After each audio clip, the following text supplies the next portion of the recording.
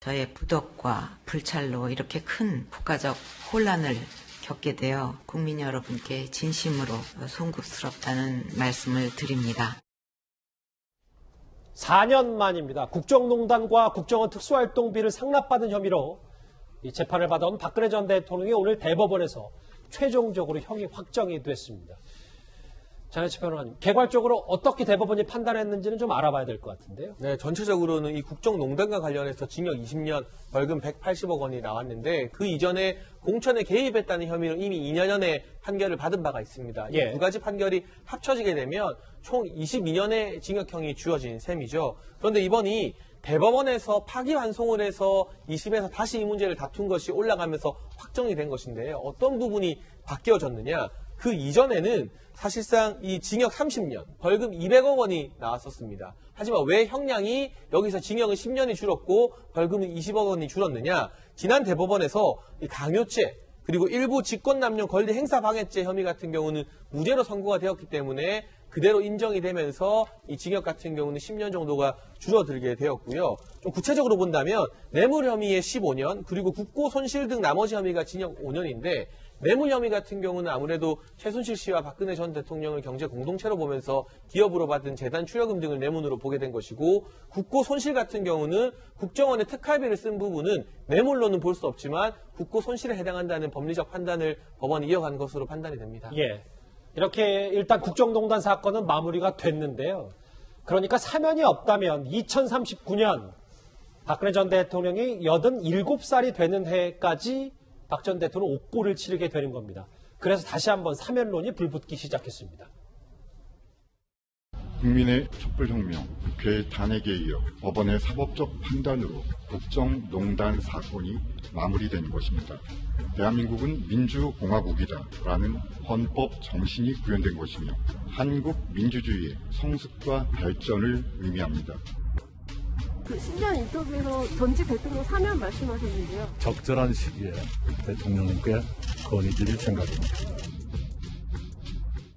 형이 확정되니까 다시 불붙는 사면론인데 이도원 의원님. 네네. 앞서 정초에 이낙연 대표는 분명히 사면론을 꺼내 들었는데 오늘은 또 박근혜 전 대통령의 진솔한 사과가 있어야 된다. 약간 좀 한두 발 물러선 것 같습니다. 저는 문재인 대통령이 사면하기 어려울 거로 봅니다. 이낙연 그 대표 본인이 1월 1일 날 그 야심차게 꺼냈던 사면론이지만 이제 좀 발을 물리고 있지 않습니까? 그리고 어제 오늘 판결 나기 전인 어제 그 최재성 정무수석이 국민의 눈높이 얘기하면서 한 발 뺐습니다. 예. 국민의 눈높이라는 게 이제 여론을 말하는 건데 그 여론조사 결과는 부정적인 그 여론이 조금 많은 걸로 좀 엇갈리긴 하지만 이런 그 결과들이 나오기 때문에 미리 예고한 걸로 보고 다음 주 초에 그 문재인 대통령이 신년 그 기자회견을 하는데 예. 그 자리에서 분명히 이 질문이 나오겠지만 어느 정도 그냥 원론적인 입장을 밝히고 넘어가는 정도가 되지 않을까 이렇게 예상을 합니다. 사면이라는 거는 문재인 대통령에게는 굉장히 어떻게 보면 절실할 수도 있어요. 왜냐하면 전직 대통령이 탄핵돼서 감옥에 있고 전직 대통령도 감옥에 있고 이런 상황이면 본인의 퇴임 이후를 생각하지 않을 수 없지 않겠습니까? 그래서 아마 처음에는 사면을 하고 싶었을 거예요. 임기 내에 마무리하고 싶었을 거예요. 근데 이낙연 대표가 얘기하면서 약간 그 정쟁화되면서 친문 핵심 지지자들이 반대하는 게 드러났지 않습니까? 예. 그러면 아마 문 대통령을 하기 어려울 거예요. 왜냐? 노무현 대통령이 임기 말에 굉장히 어려워지셨는데 가장 중요한 이유 중에 하나가 핵심 지지층이 등을 돌렸기 때문이라고 생각을 할 겁니다. 예. 그래서 하기 어렵고 이미 이낙연 대표가 얘기했기 때문에 이 사면은 그게 인도적인 이유로 한다 하더라도 정략적이 될 수밖에 없습니다. 4월에 선거 있지 않습니까? 내년 3월에 대선 있지 않습니까? 차라리 정략적인 논란이 오는 사면이라면은 굳이 하지 마시고 다음 정권에 넘겨도 되고 지금 이명박 전 대통령이나 박근혜 전 대통령이 지금 사면을 구걸하고 있는 상황도 아닙니다. 알겠습니다. 여당이 먼저 문제를 꺼내고 여당이 먼저 문제를 만든 거예요. 그냥 기자회견 지켜보겠지만 문 대통령이 결자하시기 바랍니다.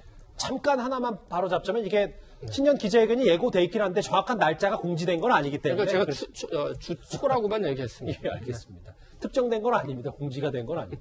김가륵 교수님. 네. 김 교수님 봤을 때 아까 사실 최재성 수석도 그렇고 박근혜 전 대통령의 형이 확정되면서 사면권자는 이제 대통령이기 때문에 결국 이도원 의원님과 같은 의견으로 사면을 안 할 거라고 보십니까? 저는 할 거라고 봅니다. 아, 그러니까 그렇습니까? 이도훈 의원도 지금 해달라는 걸로 지금 느껴지거든요.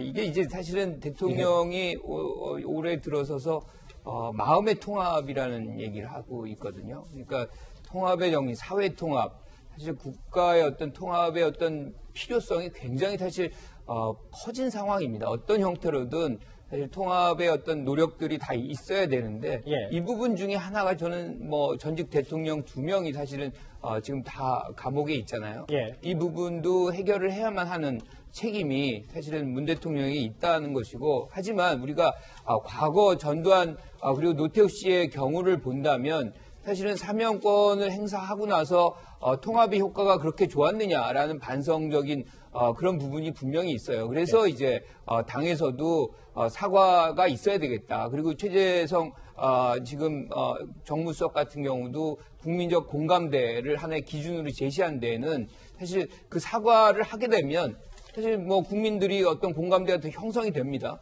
그러면 이제 대통령도 사면권을 행사하기 굉장히 좋은 유리한 상황이 되거든요. 그래서 그러한 단계적인 어떤 과정을 거쳐가는 하나의 시작점이 지금이다라고 생각을 하고, 어떤 형태로든 올해 안에 저는 사면한다 이렇게 생각합니다. 박근혜 전 대통령의 형이 오늘 최종적으로 확정이 됐기 때문에 사면권자인 대통령의 고민도 이제 본격적으로 시작이 된 것 같습니다.